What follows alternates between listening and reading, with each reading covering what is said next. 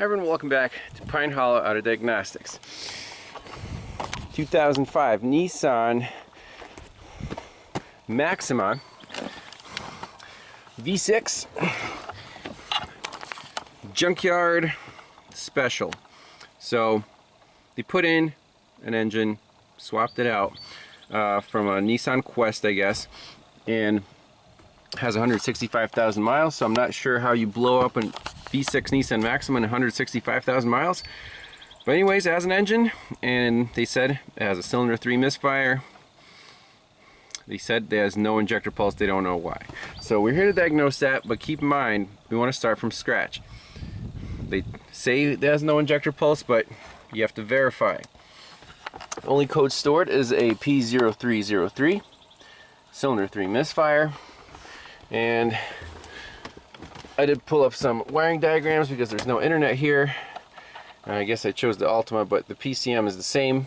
So we're going after injectors and ignition coil control. Now, he said the plastic of the key fell out, so he just taped the chip to the key. Let's start it up.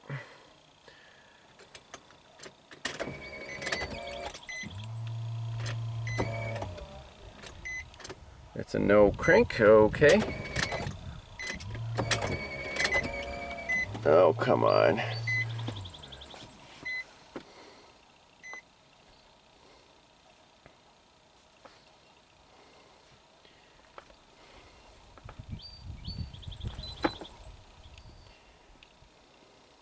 Dead battery, of course. And I don't think we have misfire counters on Nissans. That's one of the few makes and models that does not have misfire counters. But anyways, at least it's setting a code P0303. So what I want to do is go right for the engine computer under the glove box and check the control side of the fuel injectors. So we have 6 injectors. There's number 3. We can compare it to number 1. All the pins are in order, 23, 22, 21. So 23, 22, 21. Easy to get to. So let's hook up a scope, and also we can check for coil control. Coil number 3 is coil 2, 4, and 6. Coils 1, 3, and 5, and those are controlled by pins 62, 61, and 60. It's nice that Nissan provides the pin out right here. So that's going to be the 3rd row in the same connector. So they're all close. Let's hook up a scope. Okay, scope is hooked up. Channel 1 and 2, the blue and the red. Injector number 1, injector number 3. Channels the green and the yellow. Ignition coil number 1 control, ignition coil number 3 control. So I turn the key on. We do get power on both blue and red, so that means that the current is, let's go back to our fuel injector. So we're measuring right here, 1 and 3, right at the engine computer. So the fact that we see voltage on both of these means there's continuity through injector number 1 and number 3, and these are looking for a ground. Okay, let's start this sucker up.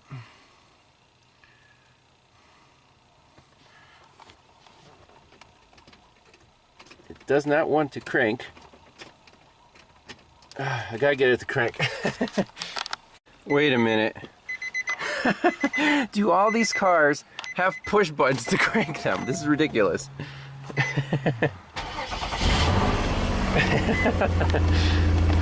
Alright, what do we see here?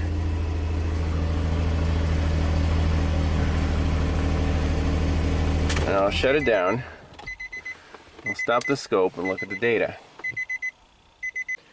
Alright, let's look at the data. So, what do we have? Let's zoom out. Go back. Here's the car starts up. Let's zoom in. So the blue and the red are the injector control wires. They both look pretty even. I should have dropped the time scale down because our peak is going way above 20 volts, but what do we see between the green and the yellow? The green is ignition coil number 1. It has a little ramp to it. Yellow is ignition coil number 3. It has a flat top. That is very interesting. So at this point, I don't think there's anything wrong with injector pulse. I think there's something wrong with the spark or this ignition coil. We need to get to the coil itself. Coil number 3, it is a pain because it is completely blocked by this intake manifold. If it was 2, 4, 6, it'd be super easy. I want to see if I can get to the wires down there and see if we have that control pulse. So it's not a computer problem. It may be a broken wire to the ignition coil. We need to check for the control pulse at the ignition coil. I'm sure the Junkyard already swapped coils and plugs and all that good stuff, injectors. So we'll see if I get the scope on that wire and see if there's any, see if we see anything at all. So I retook the capture with the blue and the red trace scales going up to 100 volts. That way we can see the entire injector pulse. And what you're looking for here is actual pintle movement. So right there, on some cars it's more obvious than others, but there's a little boop, little hump in injector number 1. And the same thing in injector number 3. So there's nothing wrong with our fuel injectors. With this ignition coil, there's definitely something different between number 1 and number 3. So that's our next direction. And I'll put these waveforms in a link down below the video so you can check them out with the PicoScope software, which is free to download, so you can follow along. Alright, so we relocated the scope. I left the green and yellow channels at the PCM. Won't touch those, but the channels for the fuel injectors, which fuel injectors are fine, I'm going to relocate to, so here's coil number 3. You can see the blue and red control wire. I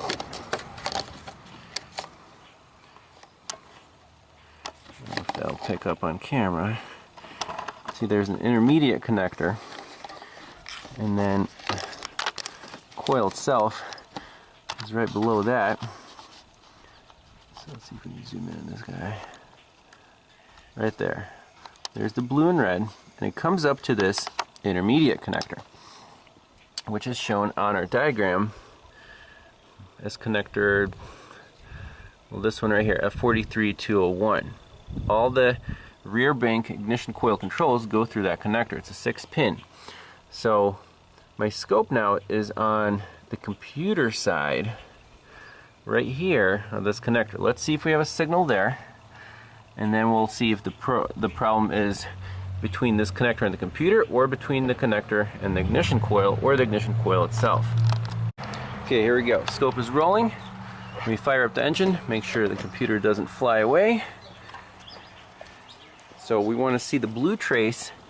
If the blue trace is the same as the yellow, then that wiring integrity is good to at least to my probe. Then we're going towards the ignition coil. That's the strategy.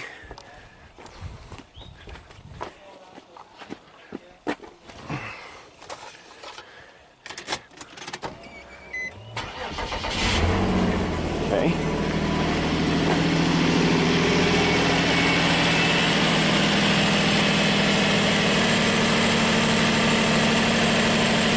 Now, probably, now everything's connected. There's nothing in that blue trace. Brilliant.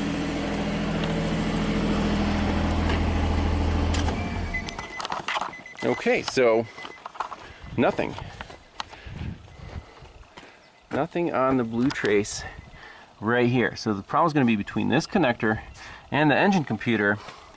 And if we do a visual inspection here, do we see any wiring damage? Or I do see some non-OE electrical tape. This harness is unplugged. So let me unwrap that. The problem is going to be probably close to here. See, it comes out of the main harness right there. So we're really close. So it's interesting, I zoomed in on that signal wire and you can see you actually get some feedback from the coil control wire itself, from the ignition coil side, that there's one hump missing. That's exactly number 3. So we're missing spark and number 3 confirmed, and this wire is supposed to have the identical square pulse. So if you look at that, 189 millivolts, you can zoom in right here at the scale, make it a little higher. Yep, so 1 and 5 are firing, 3 is not. That's pretty cool. So let's find that broken wire. It's somewhere between here. I opened up the harness a little bit, did a tuck test just in case. We're going back towards the main harness, towards the engine computer. Where could that break be? Uh-oh, I see something. I see wires poking out. That's gotta be our... Yep, that's the blue and red. Right there. I found it right here and I was tugging on it and you could see it's it's coming out. So we'll do a little wiring repair over here. We'll show the shop what's up and get this thing running smooth. By the way, update on the 2007 Buick Rainier. They swapped in a 2007 motor, fired right up, runs beautiful. So, correct diagnosis on that one. By the way, to all your fans of the butt connectors, you must crimp, you can't solder. How the hell are you going to get a crimping tool and a die with your aviation grade whatever in there? I can barely fit my hand in here. Soldering is the only way to go here. Half the time on cars, you're in such tight spaces, there's no room for barely, you know, a wire stripper, let alone a crimping tool. So we're going to solder this up professionally, start it up, and should run perfect. Alright, so the wire is ready to be soldered. It was not easy to even get this clip on here. See, it's cleaned up. Got some shrink wrap on there. Soldering iron with one hand. I'm going to kind of squeeze it in here and get the solder with the other hand. Feed it from that side. There's no way I can get a shot of this, so forget about it. Alright, there it is. I'm happy with it. Maybe I can at least get a shot of trying to torch on the shrink wrap.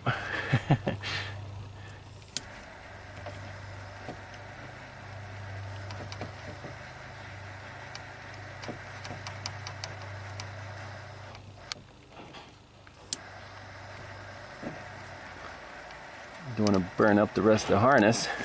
I'm happy with that. Alright, let's make sure it runs and then wrap everything up. Alright, moment of truth. I don't think we even need to hook the scope up again.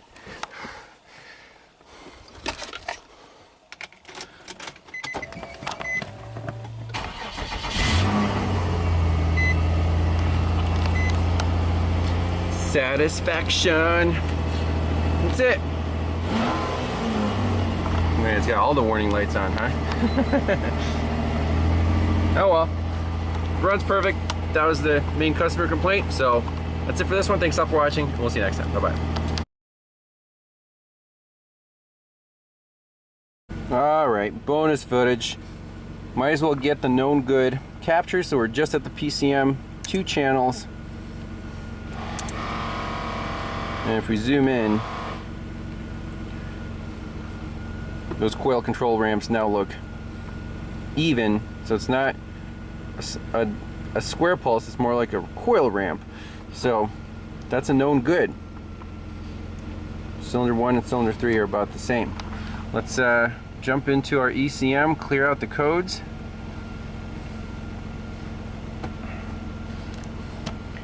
I mean, Christmas tree,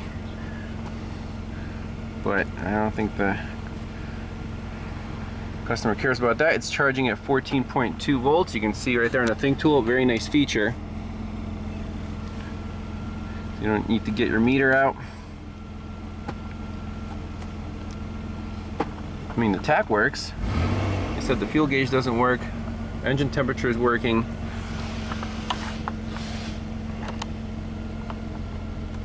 There's our cylinder 3 misfire, clear code.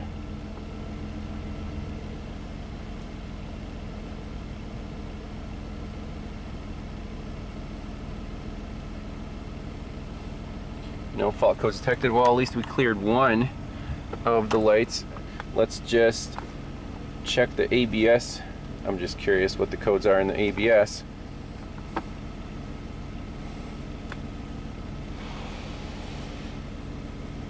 Why the battery charge light is on. That's kind of concerning.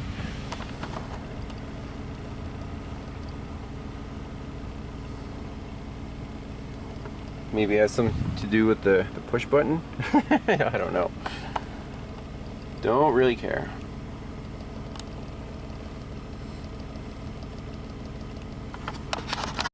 Oh, apparently it just has a problem with the front right hand sensor 1, C1103. That turns on the brake, the VDC, the ABS, and the slip lights. I'm not sure about the battery charging light, but that's it for this one. Thanks a lot for watching. We'll see you next time. Bye-bye.